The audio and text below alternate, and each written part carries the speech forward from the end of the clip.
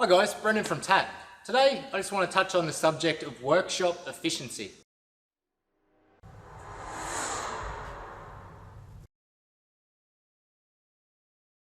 So we're finishing up another busy day here, about to have a bit of a clean-up.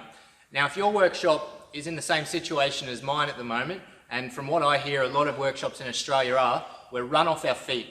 We've got cars streaming in, we're struggling to get mechanics to get through all this work, so really there's nothing left but to make what we have more efficient. Now I'd love to hear in the comments down below if there's anything that you've implemented to make your workshop more efficient.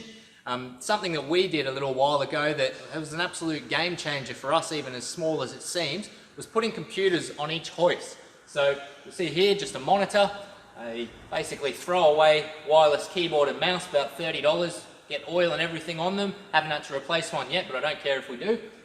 And then just a little box up the top. They would have probably been ex-government for $200. So for very little outlay, we changed from having one computer at the other side of the workshop that you'd have to walk over to, you have to share with other mechanics, so you might even have a lineup. If you forget something, you've got to walk back over there. Putting one on each hoist here was a game changer for us. You may want to go with tablets.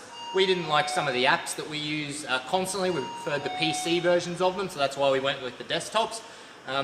We use them all the time, so every car that comes in, we're using Mechanic Desk. So we get in, we see the history of the vehicle, so we're already starting to build a history of what's going on as far as previous servicing, so we can look if we're doing a diagnosis, a service or a repair and see why we're doing it, anything we might run into.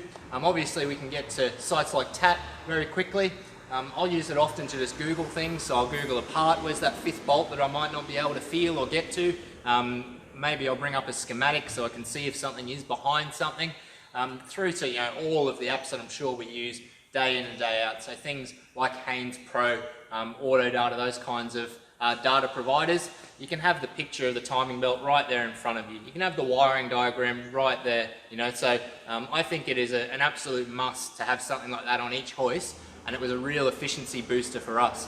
So as I said guys, if there's anything that was great for you, we're coming up to tax time, so I'm sure other guys would love to hear. There is incentive at tax time for us to spend maybe some of this money that's ticking through the tills at the moment while we're struggling to keep up with demand.